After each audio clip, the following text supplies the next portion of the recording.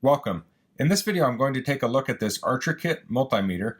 I bought this probably in the late 90s at RadioShack, and if I remember correctly I was at RadioShack getting something else and saw this sitting on the shelf, and it looked kind of old, but the price was cheap. I think it was between $10 and $15, and I had to put it together.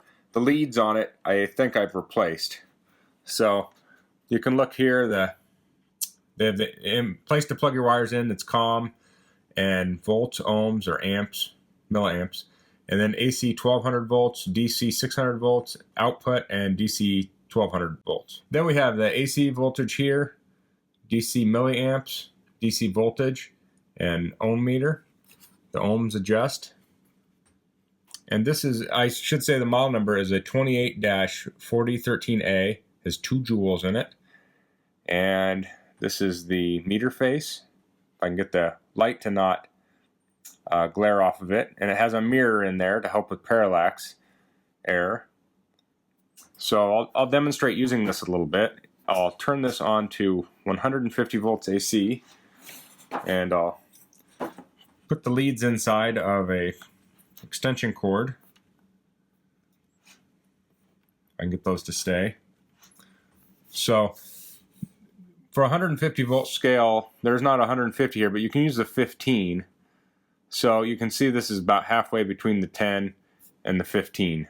So it'd be about 120 volts, 125 volts. Next we'll look at the resistance. So here you would set it on your range, you'd hold it together, hold the leads together, and then adjust your ohms to 0. And then you can take a resistor. I have here a 10 watt 1 ohm resistor. I'll hold the leads on here, and you see it looks like it's just under 1 ohm. See if I have that adjusted right. I could probably move that up just a little bit. There we go. So we're showing closer to 1 now. So it's a 1 ohm resistor. We can go to volts DC, and I have it on 15. And I have a 9 volt battery here. There. Okay. And then we can go to 3 volts here, and I have a 1.5 volt battery. So on the 3 volt scale, we're halfway between 0 and 3. So that looks right. So that's just a couple little demonstration how this works. I mean, most people watching this probably know how a meter works, but yeah, it seems relatively accurate. So let's pop inside of this and take a look inside. It's actually pretty simple.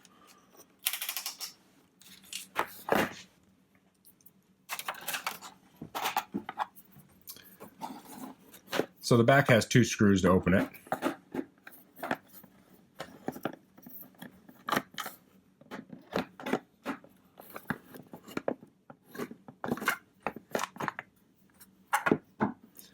And here we're in the back. You can see here this battery says best of installed by March 2003.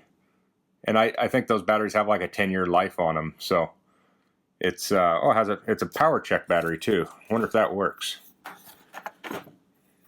These batteries used to, I don't think they make them anymore. You'd hold down here and this would light up and tell you if the battery's still good. And it looks like it has halfway power. Well, that's kind of slick. So this is the guts of the meter. You can see there's some trim pots here, a bunch of resistors, and I'm not an electrician. I think the blue resistors are a higher or lower tolerance. They're more accurate. So they have the leads here. There's the trim pot. So you'd get this kit and you would solder all these in, all these resistors that tell you where they go. Solder them in, and then you'd mount this on here and hook it into the meter. And it was a neat little kit. I was kind of into electronics for a little bit in college, but I didn't have all the resources. Nowadays you can go online and learn stuff, and if I didn't understand something, I'd get stuck. So I didn't really get into making stuff. But I just wanted to do a quick overview of this meter that, especially since RadioShack's gone now, people might be nostalgic for this kind of stuff. And you know, if you had something like this or another one of these Archer kits, please leave a comment below. I'd like to hear about it. So that's all for now. Thanks for watching. If you have any questions, please leave them in the comments. If you like this video, please click like. If you haven't subscribed to my channel, I would appreciate it if you could do that. And thanks for watching. Until next time, goodbye.